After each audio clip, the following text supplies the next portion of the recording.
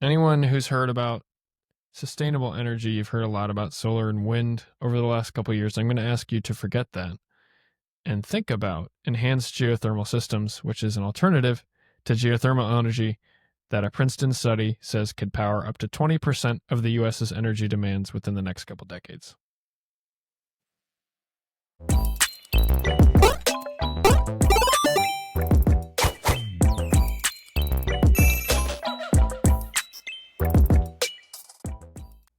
What's up, folks? Like we said in today's episode, we're talking about clean energy and an interesting alternative solution to some of the other big names you're hearing out there, like smart grids, clean batteries, robots, wind, solar. And that alternative is enhanced geothermal systems. But before we talk about EGS and jump right into that, let's take a second to kind of look at the overall ecosystem in clean tech innovations.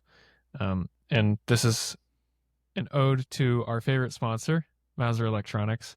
They are one of the largest electronics distributors in the world, and by nature of their work being super connected to folks working on awesome electronics and releasing new products all the time, they've got a really comprehensive knowledge of where tech is going, kind of where the puck is heading on the ice, so to speak, and they write these awesome articles that kind of explain how things are going and give us a good primer on different technologies. The article we've got linked in the show notes today is about smart grids, clean batteries, robots, and how those are all contributing to more sustainable technology. It's basically a primer of the latest in clean tech, how it might power a greener future. And that relates really well to today's story, which is about enhanced geothermal energy, which is a new way to take Earth's heat as a way of sustainable energy, taking clean power to places we've never seen before. So if you want to check that out, we've got it linked in the show notes. I think is a really awesome read, and it's really well related to the topic we're talking about today. Speaking of the topic of the day, geothermal. Probably the most, undervalued, maybe, potential that there is when it comes to clean energy. It's very unpopular too. Like, it's not very sexy when people talk about green energy, when they talk about clean energy. Solar has been the go-to. Wind is obviously there. It's always been there. But geothermal doesn't get any love. And I feel like the constant question I've been having as I went through the article was like, why? Right? Well, and I think part of it is like traditional geothermal power really only works in very specific geographies. So really it comes from the name geothermal. We're trying to capture the Earth's heat and use that as a way of generating electricity, generating power that we can use in our day-to-day lives. Traditional geothermal energy only works in special places where the heat from the Earth's core is escaping. So think about places where you've got like geysers or hot springs and things like that, like areas like that where it's naturally hot. I'm not sure if there's like, if this is the technical term for it, but where there's like enough fissures and cracks in the Earth's crust such that heat is escaping from the core of the Earth. These are the areas where we've traditionally tried to use geothermal energy because that's where the heat is already escaping from the Earth's core. But the problem there is like those places are far and few between. They're hard to access and they're challenging to build a lot of infrastructure around such that it could actually support our entire grid demand. Yeah, and like, I guess taking a step back, fundamentally, the way that geothermal energy works, right, is that you take heat and then you use that heat to, generate steam, for example. And then that steam helps you turn a turbine, and the turbine turning then helps generate electricity, right? What you're talking about here with traditional geothermal being in areas where it's like naturally hot, up until 4 years ago, that was the only geothermal, right? And that's kind of where we start to like inch into today's article with enhanced geothermal. And I'm not going to spoil it, but like this idea of something other than the traditional is incredibly, incredibly new, right?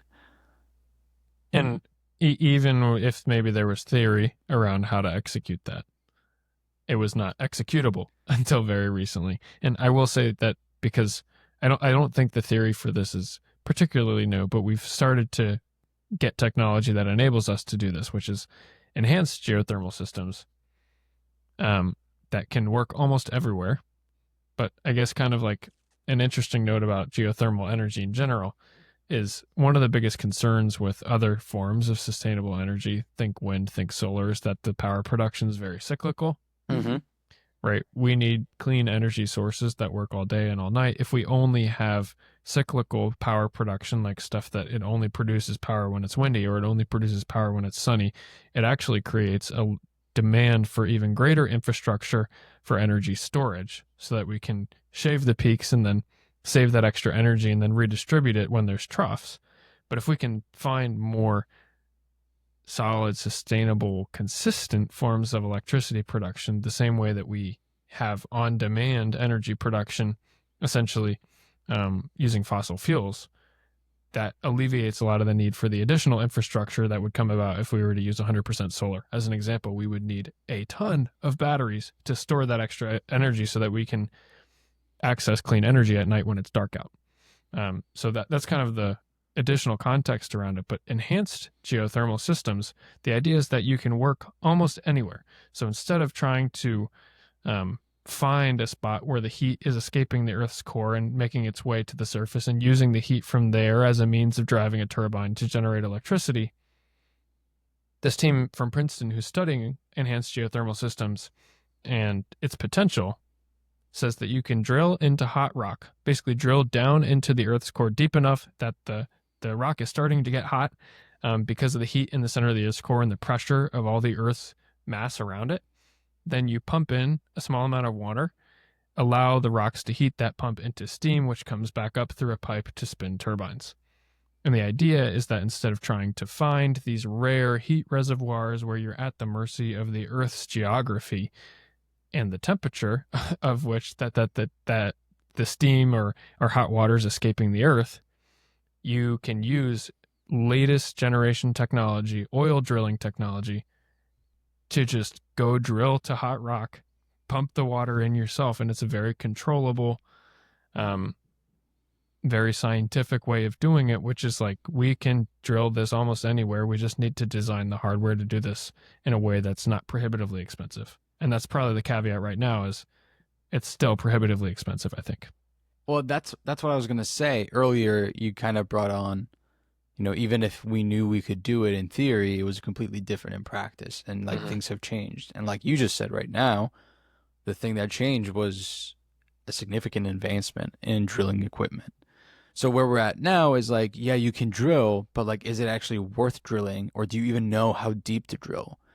One of the researchers made a good point of, it's not like you're surveying land where you can have like satellite images that assist you in what sites make the most sense. Everything that you'd want to know is underground. So you're just going off almost like the best guesses that you have from the geologists around you. But at the end of the day, that you're going to have to do the digging to figure out if this is worth it or not. And that's obviously causing some sort of hesitation on like, does this financially make sense? Yes or no? However, these folks at Princeton, being the bright stars that they are, they actually had some really interesting ideas. First of all, some numbers that I think are worth sharing. They said, look, today's grid capacity is about 1,200 gigawatts. Using existing policies by the government, so, policies is going to translate into subsidies, realistically. By 2050, geothermal can make up to 250 gigawatts that are needed, which, by the way, the reason 2050 is important is because that's when the USA is trying to go net carbon neutral. But if it gets more ambitious, then we can get up to 500 gigawatts deployed by 2050. So cost being the prohibitive factor here, they're like, how do we get smart about this? And the idea that they had is, well, we know there are areas that are actually closer to these hot rocks. For example, like locations in the Midwest. And we have this assumption that as you start deploying more of these enhanced geothermal systems in these stations, manufacturers will learn more and more, and therefore just naturally bring down the cost via experience. So what if we get the first couple off the ground in these easy win situations and areas, so that by the time that we're trying to tackle these hard to reach spots, we now have all the knowledge that we need to do it for as low of a cost as possible. And it's kind of the same thing that happened when this technology first made its way into oil and gas as well. Hmm. So a lot of this technology, and I want to kind of break down into each of these, but directional drilling, fracking, PDC drill bits, these were developed and scaled in 2005, as early as 2005, but they didn't hit their peak use in oil and gas until 2016, 2015, 2016 timeframe, at which point it became ubiquitous enough that early geothermal tests started at the Forge project in Utah, which is one of the first applications of this EGS technology, is at these pilot tests in Utah, where they're using this modern oil field tech to create artificial geothermal reservoirs. But it only first started producing power in the last couple of years. So I agree, right? They're trying to say, can we demonstrate that this works? Can we prove that it works repeatably? Maybe it's going to require government subsidies to get there because it's still prohibitively expensive. But as we start to get better and better and better at this, as we learn how to do this the right way and technology starts to become more ubiquitous and people are manufacturing more and more of these tools, hopefully the cost will drop the same way that it did for oil and gas. And in this case, instead of using this technology to try and extract oil and gas from the Earth's crust, we can just take advantage of the natural heat that already exists in the Earth's core and just pump water in to create our own geothermal reservoirs to create a sustainable source of energy, as opposed to digging all through the Earth's crust looking for a non-sustainable source of energy. Yeah, basically, taking our destiny in our own hands when it comes to geothermal, which Yeah, is and pretty exciting. you talked about it, but they view the overall potential of this as up to 20% of the U.S.'s energy Hmm. demand by 2050. So, I mean, it's not an insignificant bump here, right? We're talking about up to 20% of the country's energy could come from this EGS technology just by 2050, and it's an interesting thing to develop and to focus on. But I kind of want to talk about some of the oil and gas tech that's getting borrowed for this because I think it's pretty interesting. I Um, think you should. It's going to be perfect for clipping and getting engagement on social. So hit it. Daniel loves well, fracking 2025. I love fracking. First one that I'm actually most excited about is horizontal and directional drilling. So Okay. when I think like drilling for oil, I think of just a massive auger drill bit going straight down. Right. But now with extra robotics technology, we've got the ability to steer the drill bit underground. That lets you like steer your way around underground and find wide areas of hot rock even from one drill pad. So you're only entering the earth once, but you can kind of navigate your way underground looking for these long controlled areas where there's a lot of hot rock. So then we can create these pathways underground for water to flow through. Um, this is also made highly possible by PDC drill bits. These are polycrystalline diamond compact drill bits. These can basically cut through hard, hot crystalline rock much faster than older bits. And these tools are specifically designed to handle the extreme heat and pressure that exists when you're that far underground. Geothermal rocks are much hotter than oil fields are. So if you're going to start digging through these super hot, super hard, super compact rocks, you need to make sure that you've got these strong diamond drill bits to help do that. Um,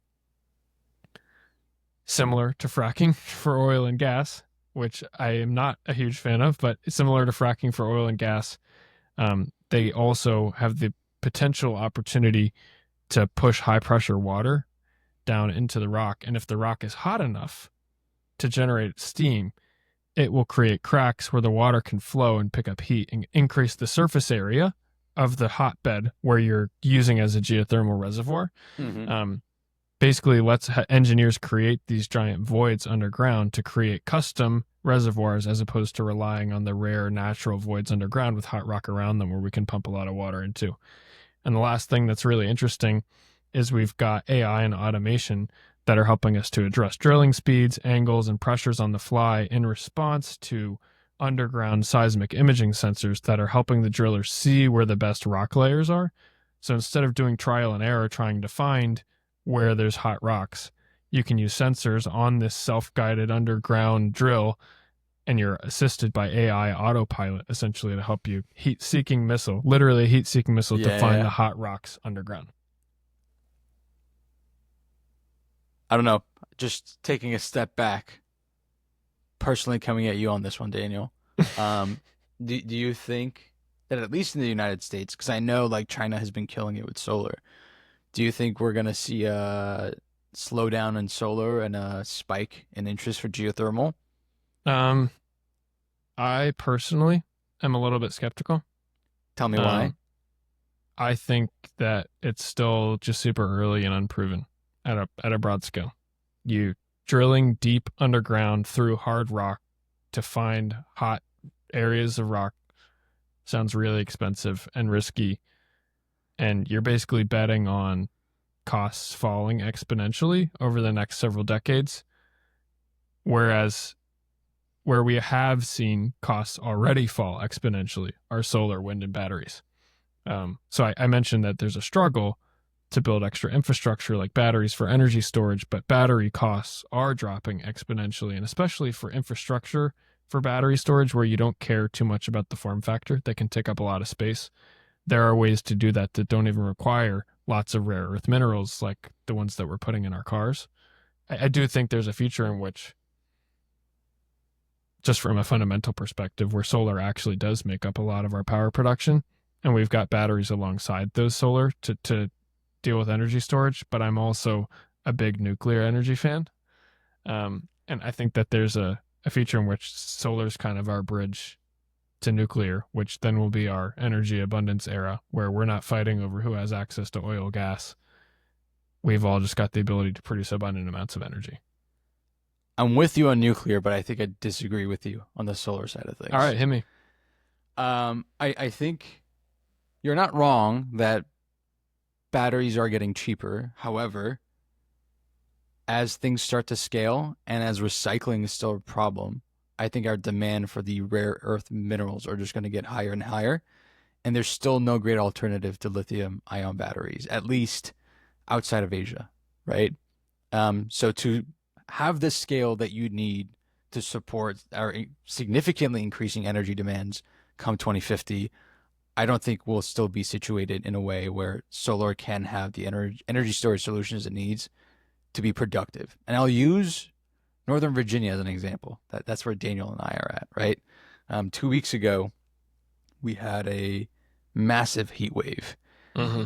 and our grid was already at capacity. So they told every single data center that's around us, which I think handles something like 80 or 90% of the internet traffic across the US, to go back to their backup power using diesel generators because our grid couldn't take it anymore. Um, I don't think something like solar could bridge the gap, especially as these things start to get built out. However, I think the consistency offered by geothermal and the lack of needing a backup infrastructure could pave the way. But I'll concede the cost is scary, and I'm not sure if they're gonna really make the progress that they're expecting to. But that's where my optimism kicks in, and I'm just kind of hoping for the best. All right, so I'm going to give you two things. Give me two things. One of them is sodium ion batteries. I know China has it. I don't know how it's gonna take off for us. But we've got salt water everywhere. We also have hydrogen everywhere, and fusion is 5 years away every year.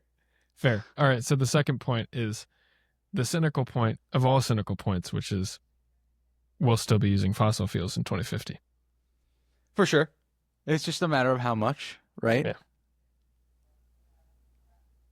Maybe we can I plant think. I some mean, I trees think to that's offset the carbon. I'm hoping that's not the case. It'd be awesome if we've cracked that nut between now and then. But I think that's the devil's advocate is saying you guys are both talking about stuff that is not currently being used to produce the majority of the Earth's energy. The thing that's been used to produce the majority of the Earth's energy for the last several decades will probably be the likely candidate for the next several decades until something comes to supplant it that's exponentially better. Well, I'm glad the devil came out to say something. I was trying to provoke it. uh, good stuff. I don't know. All I don't right. have a ton more on this. Do you want to wrap it up? Yeah, let's do it. So we all know the sun doesn't shine at night. Sometimes the wind just stops blowing. If you've tried to sail before on like a hot summer day and the wind just completely stops blowing, that is a big problem for people that are trying to use just wind and solar for power production. It's unpredictable, it's inconsistent, but there's some scientists from Princeton that think there's a power source that's always on, and it's actually just deep below our feet. It's called enhanced geothermal, kind of like just building your own underground steam engine anywhere. They think you can just drill down into the Earth's crust to where it's really hot, use that as an opportunity to pour water in there that generates steam that spins a turbine. They're going to use new state of the art oil drilling technology to try and implement this enhanced geothermal systems to go basically dig through the Earth's crust until you hit hot rock and create sustainable energy turbines. Um, Basically, this whole thing about enhanced geothermal is about making clean energy where we couldn't before, so we don't have to rely on the sun shining or the wind blowing to get sustainable energy. I love it. That's the pod. All right, see ya.